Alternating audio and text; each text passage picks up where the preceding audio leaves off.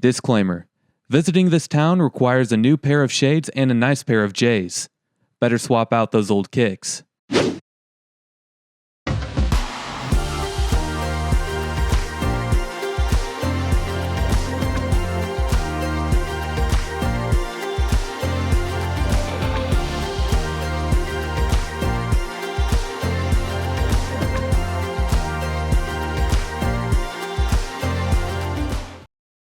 In this video, I show you a quick glimpse of some of the cities that make up Metro East, including Pontoon Beach, Fairmount City, Washington Park, and East St. Louis.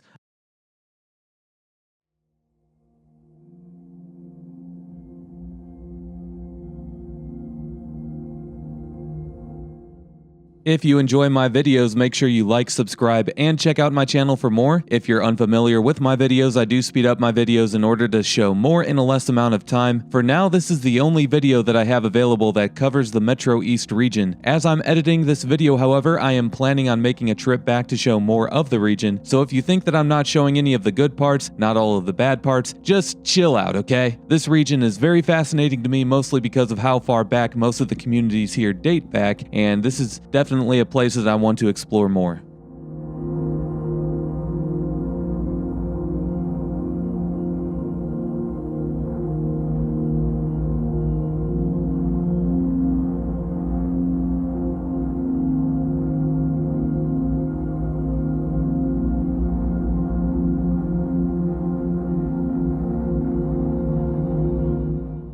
Pontoon Beach is home to 5,600 residents, and the average household income here is $58,000, making it one of the best places to settle in the Metro East region. Metro East is on the Illinois side of the St. Louis metro area, and it's home to about 680,000 people. It's also a dying region, as only one of the region's 7 counties logged population growth in the past 10 years. That lone county is Monroe County, which grew by around 1,000 people between 2010 and 2020. We only spend time in Madison and St. Clair counties in this video, however.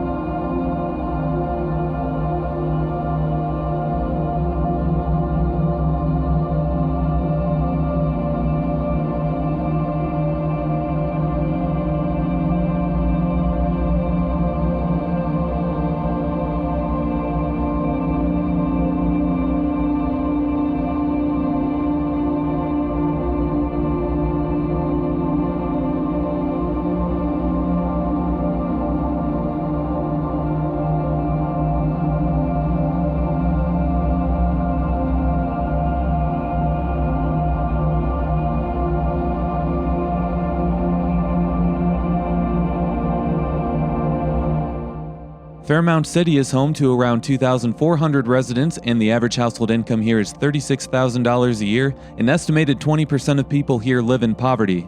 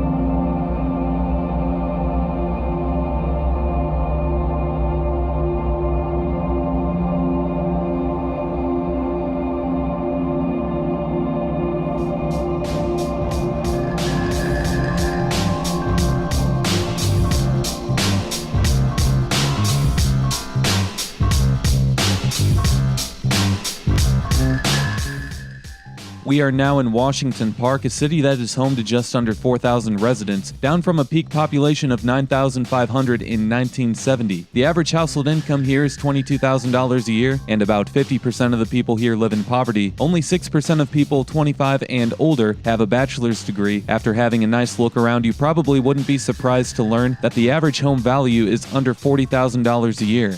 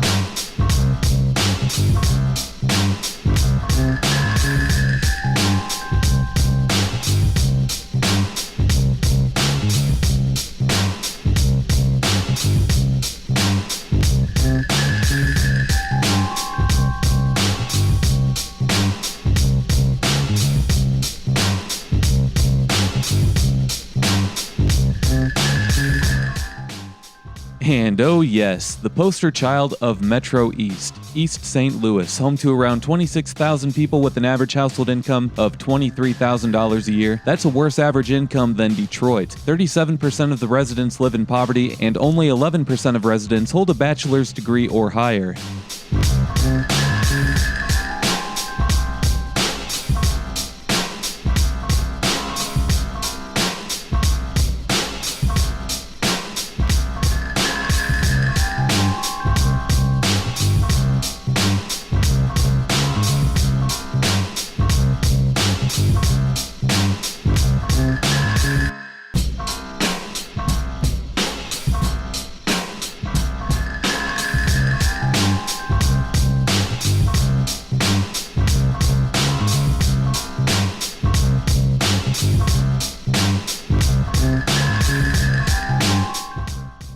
When you factor in the amount of crimes per resident according to the city's population counts, East St. Louis is the absolute most dangerous city in the United States, coming in with 2,700 violent crimes per every 100,000 residents. The national average is 383. St. Louis, Detroit, Baltimore, and Memphis all have crime rates just above 2,000 per every 100,000. Point is, this isn't somewhere that you want to be when your car breaks down, no matter how tough you think you are. Want to argue with me in the comments below and tell me that I'm full of it? Okay, go ahead and take a road trip, park your car in downtown East St. Louis and sleep in your car for a night with the engine running and let me know how it goes. And make sure you post a video on YouTube so I know it's real. Okay, just kidding. Yeah, don't do that. I had to mention that I was just kidding though, because someone out there probably would try that, and that just wouldn't be a good thing to do.